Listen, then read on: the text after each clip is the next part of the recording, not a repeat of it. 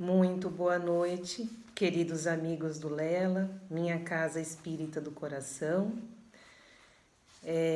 Atendendo mais uma vez a caridoso pedido, digo caridoso porque quando somos solicitados a falar do Evangelho de Jesus, nós somos então os primeiros a ouvir e somos então também instados a estudar, a pesquisar, a ler, a ouvir, e assim, dessa maneira, nós vamos conseguindo amealhar um pouco mais, aumentar um pouco mais a nossa visão.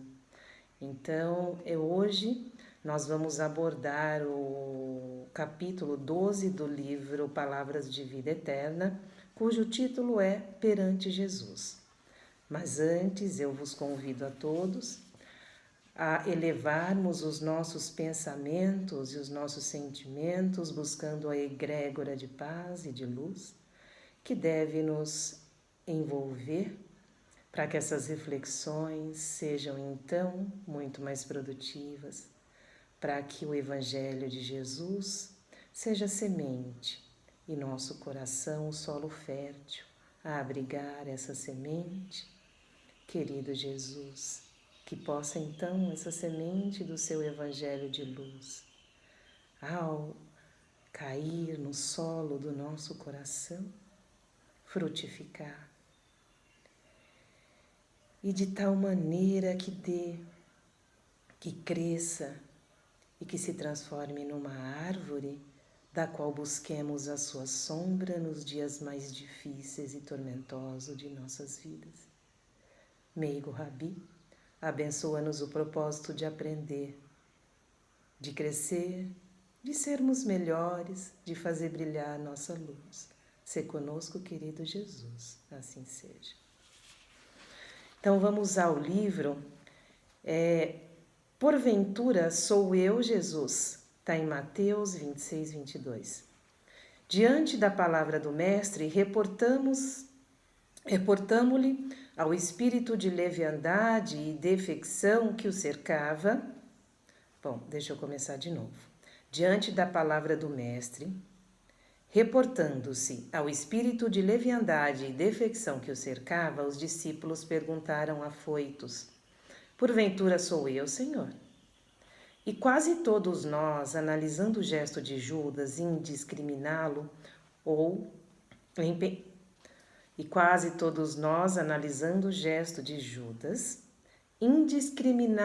íamos em pensamento. Por que teria tido a coragem de vender o divino amigo por 30 moedas? Entretanto, bastará um exame mais profundo em nós mesmos, a fim de que vejamos nossa própria negação à frente do Cristo. Judas teria cedido à paixão política dominante, enganado pelas insinuações de grupos famintos de libertação do jugo romano. Teria imaginado que Jesus, no Sinédrio, avocaria a posição de emancipador da sua terra e da sua gente, exibindo incontestável triunfo humano. E apenas depois, para a desilusão dolorosa e terrível, teria assimilado a verdade. Mas nós, em quantas existências e situações tê-lo-emos vendido, no altar do próprio coração, ao preço mesquinho do nosso desvairamento individual? Nos prélios da vaidade e do orgulho, nas exigências do prazer egoísta, na tirania da opinião, na crueldade confessa, na caça da fortuna material, na rebeldia destruidora, no olvido de nossos deveres, no aviltamento de nosso próprio trabalho. Na edificação íntima do reino de Deus, meditemos nossos erros conscientes ou não, definindo nossas responsabilidades e débitos para com a vida, para com a natureza e para com os semelhantes, e em todos os assuntos que se referiam à deserção perante Cristo, teremos bastante força para desculpar as faltas do próximo, perguntando com sinceridade no âmago do coração: porventura existirá alguém mais ingrato para contigo do que eu, Senhor? Emmanuel, ele invoca de nós, né, uma consciência muito profunda a respeito de nós mesmos, enquanto espíritos eternos. Então, quando nós julgamos o outro, né, e essa é a comparação, né, na análise psicológica é exatamente essa, quando nós malhamos o Judas, e por incrível que pareça, a igreja ela trouxe, né, esse malhar o Judas, né? Malhar o Judas é condenar o Judas porque ele traiu Jesus. E por quanto tempo nós não malhamos esse Judas por fora? E Emmanuel pede para que nós façamos essa reflexão adentro. Quem somos nós para malhar o Judas? Jesus não o condenou. Os apóstolos estavam todos muito preocupados, embora intimamente eles soubessem que essa traição não viria deles, né? Mas por que eles ficavam desconfiados? Porque nós também ficamos, porque é muito humano, né? Quem de nós está livre? Quem de nós pode atirar a primeira pedra? Quem de nós não trairia? E quando Emmanuel coloca para nós aqui que nós traímos Jesus, né, cotidianamente, ele coloca aqui na tirania da opinião. Meu Deus do céu, como a gente tem visto, né, as pessoas darem a sua opinião como se fosse uma arma, né? Elas apontarem a sua opinião de uma maneira mortal. E que valha ela, né? E que não se discuta ela. Então, tirania mesmo. Nós temos sido tiranos. É o que nós mais vemos aí com o advento das redes sociais. As pessoas saindo, né, de si, porque estão de trás de uma câmera, estão de trás de uma tela, não estão se expondo. Então, elas colocam de uma maneira muito tirânica a sua própria opinião. Na crueldade confessa, né? Na caça da fortuna material, na rebeldia destruidora, quando nós não aceitamos a vida de maneira alguma, quando nós somos rebeldes com as questões que nos acontecem, né? E todas as dificuldades que nós temos, elas existem para que nós possamos crescer. Não adianta o ser humano querer buscar uma maneira de não sofrer. Não sofrer é não crescer. Nós precisamos estar expostos ao tédio, ao sofrimento, para que é só dessa maneira que o nosso espírito avança e alcança o patamar que há de ser alcançado, né? Para que nós possamos desenvolver virtudes, é necessário que nós sejamos provocados a esse desenvolvimento. Então, quem de nós está apto a malhar o Judas? Quem de nós está apto a julgar o outro e dizer, não, não sou eu, é o outro? Porque próprio Pedro traiu Jesus por 3 vezes. Porque os seus próprios apóstolos debandaram no momento da crucificação. E eles, né, que estavam ali juntos, que eram o grupo mais íntimo de Jesus, que conviveram com a grande luz por 3 anos. Que dirá nós, né, que temos Jesus ainda de uma maneira tão distante dentro de nós. E aí ele fala aqui que na edificação íntima do reino de Deus, a gente tem que meditar nos nossos erros conscientes,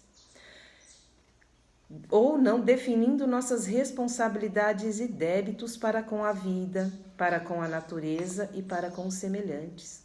Quem de nós não tem adquirido débitos com a natureza? Por que a gente não reflete sobre o nosso consumismo desenfreado e inconsciente? Que planeta dá conta de atender tanta demanda de mais de 7 bilhões de pessoas que nele vivem? Quando nós vemos os mares repletos de plástico e os animais marinhos morrendo, sufocados com esses plásticos, será que quando nós compramos alguma coisa no mercado e pegamos esse plástico e descartamos, nós imaginamos? Nós refletimos sobre isso? Eu não estou criando um débito com a natureza? Com o meu consumo desenfreado? né, dessa sociedade que prega que o consumo é uma maneira de viver e nós nem refletimos sobre isso, nós simplesmente fazemos no automático, sem a menor reflexão. Quando nós percebemos que a natureza convulsiona, ou é muita chuva, ou é falta de chuva, ou é frio em momento que não é para ser frio, é calor em momento que não é para ser calor, é uma resposta do planeta.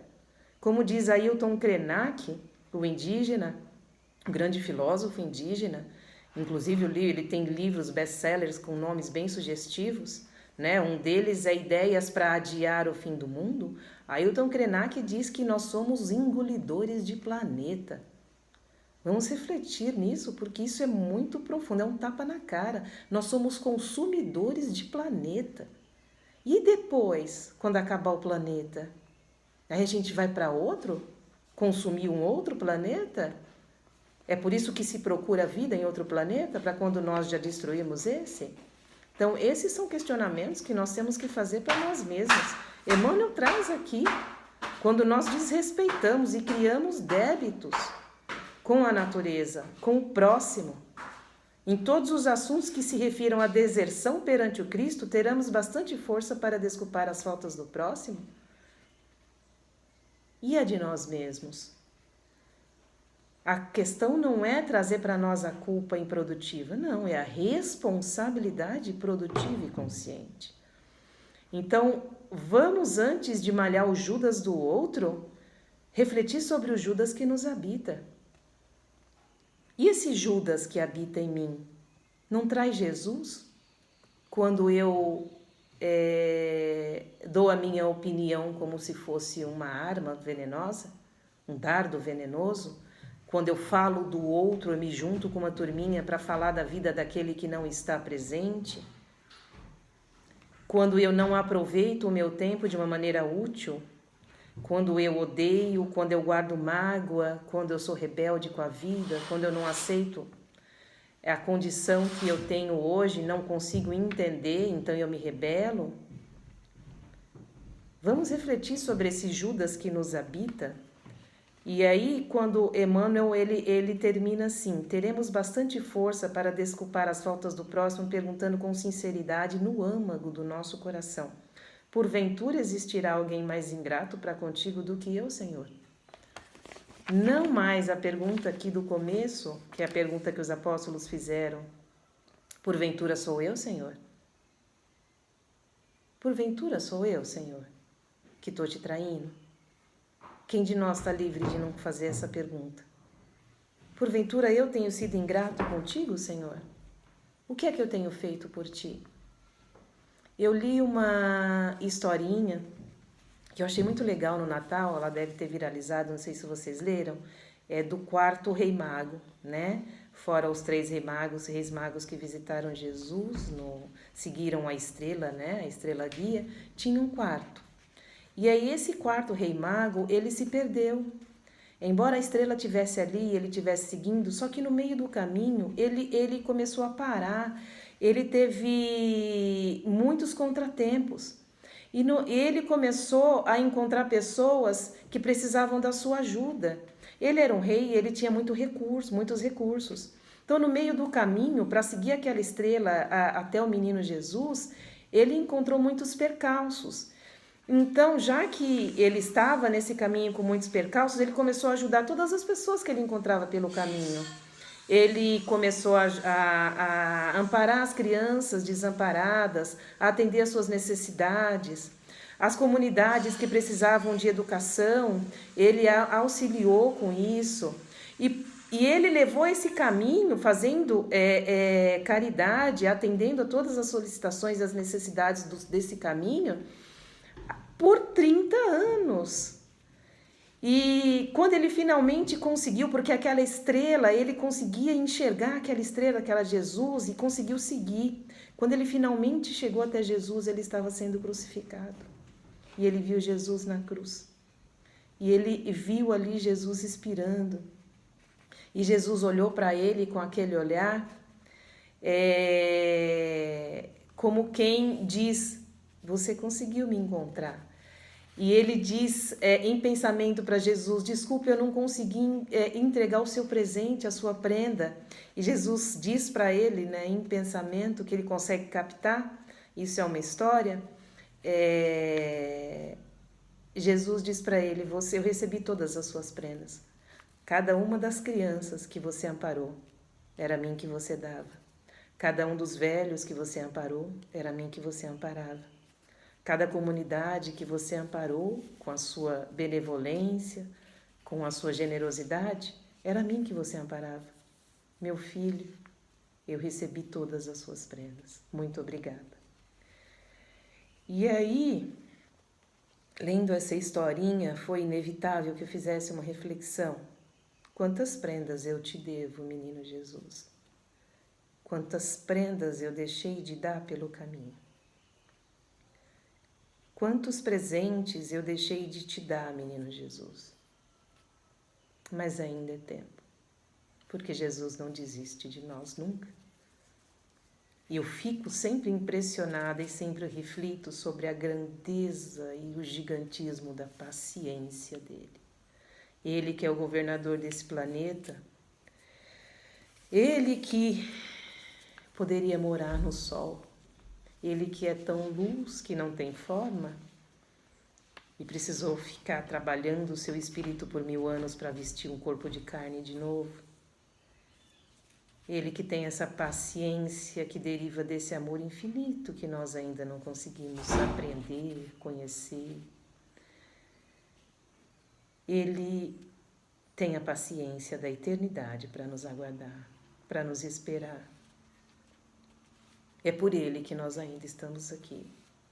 Todas as chances que nós temos enquanto planeta de sobreviver apesar de nós mesmos, todas as traições que nós cometemos com o nosso planeta Terra, com os animais, ao sacrificá-los, ao impor-lhes a escravidão, como se nós fôssemos a única raça que importa, como se nós fôssemos o único ser vivo que importa para o planeta, escravizamos os pobres animais. Quando Judas, que habita em nós e sai a trair e trair e trair, ele nos perdoa e perdoa e perdoa. E aí isso me lembra, eu vou ler para vocês aqui, um poema para a gente finalizar, de Maria Dolores, uma poeta que eu amo muito, que é pela psicografia de Chico. Ela trouxe no seu livro Coração e Vida uma poesia, Amor e Perdão. É sobre o resgate de Judas por Jesus. O diálogo mostra o imenso amor de Jesus, que após sua morte vai ao encontro de Judas, que se enforca ao constatar que o mestre fora crucificado por culpa de sua ambição política. Senhor, onde estiveste? Mas Jesus respondeu: não, Maria. Bom, eu vou voltar um pouco, porque é um diálogo entre Maria Madalena e Jesus. É quando Maria Madalena encontra com Jesus depois da ressurreição. É ela que ali está para encontrá-lo ressuscitado. Então, Maria Madalena pergunta: Senhor, onde estivestes? Mas Jesus respondeu: não, Maria, eu não fui ainda ao alto, nem me elevei sequer um palmo à luz do firmamento. Quem ama não consegue achar o céu de um salto. Ao invés de subir aos altos esplendores, desci, mas desci muito aos reinos inferiores. Despertando do túmulo, escutei os gritos de aflição de alguém que muito amei e muito amo ainda. Embora visse além a luz sempre mais linda, sentia nesse alguém um amado companheiro, em crises de tristeza e de loucura. Fui à sombra abismal para a grande procura, e ao encontrá-lo amargurado e louco, a ponto de não mais me conhecer, demorei-me a afagá-lo e pouco a pouco consegui que ele enfim pudesse adormecer. Senhor, interrogou Madalena, quem é esse amigo que te fez descer antes de procurar a luz do Pai? Mas Jesus replicou em voz clara e serena: Maria, um amigo não esquece a dor do outro amigo que cai. Antes de me ater à celeste alegria, ao sol do mesmo amor, Adeus em que te levas, vali-me após a cruz, das grandes horas mudas, e desci para as trevas, a fim de aliviar a imensa dor de Judas.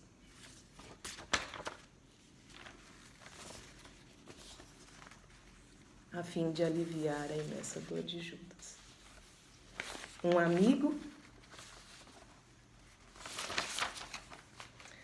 Maria, um amigo não esquece a dor do outro amigo que cai. Me perdoem.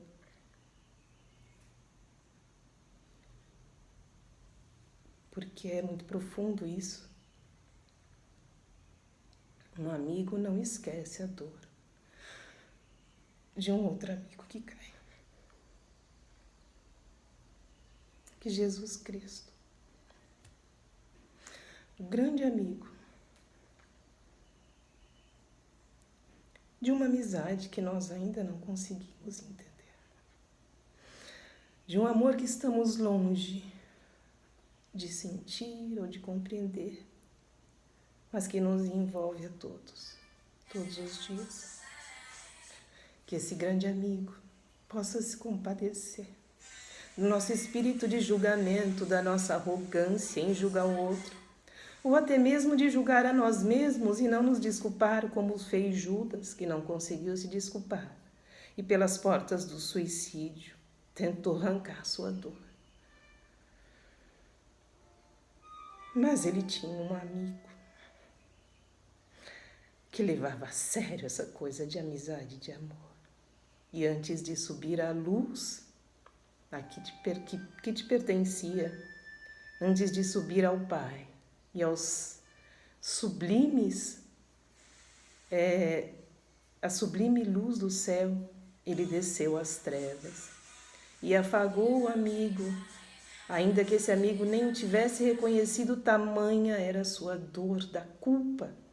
Então, quando nós percebermos esse Judas que nos habita, o Judas que vem de Jesus, o Judas que se culpa e que não suporta essa culpa e tenta arrancar essa dor através do suicídio, quando esse Judas estiver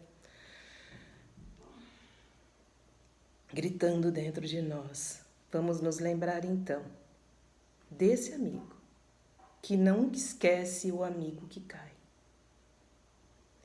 Que nós possamos olhar as pessoas que caem à nossa frente e que nós julgamos tanto como nós malhamos os Judas. E que ao malhar os Judas que encontramos pelo caminho, possamos lembrar dessa frase de Jesus. Um amigo não esquece o outro amigo que cai. Que esses textos do Evangelho de Jesus possam nos fazer refletir longa e profundamente sobre nós mesmos, sobre o que temos feito, sobre o quanto nós somos capazes de perdoar o outro e perdoar a nós mesmos, diante da grandeza desse amigo que é a luz do mundo e a luz dos nossos dias. Que Jesus Cristo, o nosso divino amigo, a luz desse mundo, o sol e as estrelas desse planeta, que nos ilumina com esse amor infinito, que é capaz de descer às trevas antes de subir ao céu, para resgatar aquele que o traiu. Que a grandeza dessa lição e de todas as suas lições possa invocar em nós também o Jesus que nos habita. Sejamos também, não só Judas, mas sejamos também Jesus. Que fique o convite do Divino Amigo e que Ele nos abençoe hoje e sempre. Obrigada, meus queridos amigos, por ouvir. Que Jesus esteja em cada lar, com cada um de nós, abençoando as nossas famílias nesses momentos difíceis. Gratidão.